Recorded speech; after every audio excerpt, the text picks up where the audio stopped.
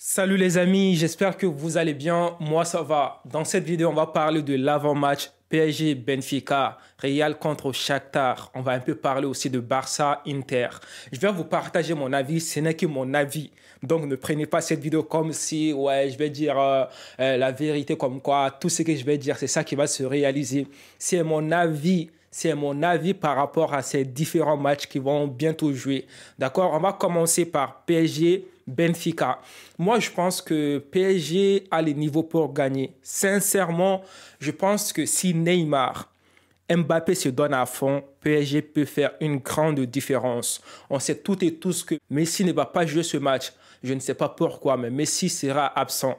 Est-ce que l'absence de Messi peut pénaliser cette équipe de PSG? Je ne pense pas du tout. Sans Messi, ils pourront gagner, mais ça va dépendre des joueurs. Il faut qu'ils jouent bien. Sur le milieu de terrain PSG, moi, je ne trouve pas de problème. Verratti, Vitinha, milieu de terrain parisien, il n'y a pas de doute. Mais défensivement, PSG a un vrai problème. Oui, Marquinhos n'est pas assez en forme actuellement. Il y a Ramos aussi qui n'est pas...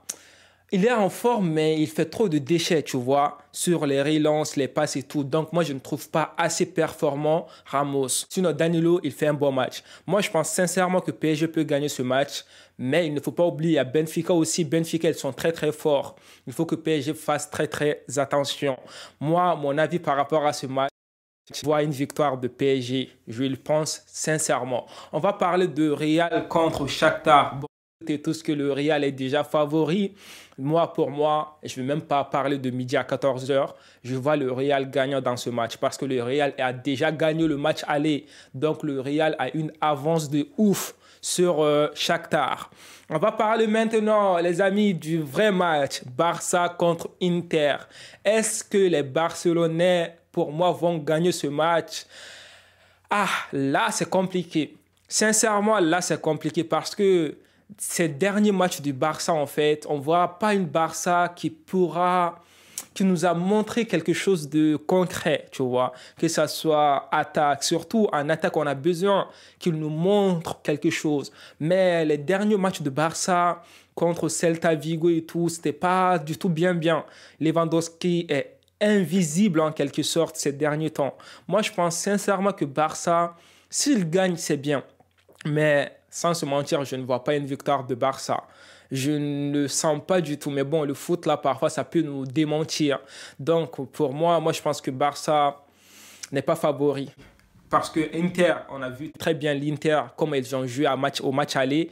Là, c'est match retour. Tu penses que Inter va se laisser faire? Au contraire, Inter va beaucoup jouer sur la défense, sur l'air défense. Ils vont beaucoup se concentrer sur l'air défense. Donc, même s'ils vont mettre 5 défenseurs, ils n'auront pas de doute, en fait, ils vont le faire. Pour moi, Barça est en difficulté. Pour moi, Barça alerte rouge. Ça, c'est danger, en fait. Parce que Barça a perdu sa chance, on va dire comme ça, sa chance, parce que au match aller, Barça devait bien jouer, marquer des buts, mais si ils n'ont pas marqué des buts et puis ils sont en difficulté actuellement, on ne voit pas assez Ansu Fati, on ne voit pas assez Lewandowski, c'est compliqué, même milieu de terrain barcelonais, c'est un peu compliqué. Gavi, il est bien, mais à un moment donné, il faut que Gavi nous montre des belles choses. Moi, je pense que Xavi doit faire des changements. Je ne sais pas si Kessié va jouer, mais il faut qu'il mette Kessié en titulaire parce que Kessié connaît très bien cette équipe d'Inter. Parce que Kessié a joué à l'AS Milan. Je veux qu'il mette Kessié en titulaire. Et Frenkie de Jong, parce que Frenkie de Jong, il ne joue plus là. Je ne comprends pas. Pourquoi mettre Gavi à un moment donné? Il faut changer Gavi. Moi, je pense que Xavi doit faire une réflexion. Il doit faire des changements dans cette équipe de Barça. Et puis aussi, j'ai un message pour Lewandowski. On compte beaucoup sur Lewandowski. Dans ce genre de match, c'est Lewandowski qui doit nous montrer, en fait, qui doit nous montrer une différence. Mais si on ne voit pas assez Lewandowski, les ailiers ne vont pas être bien.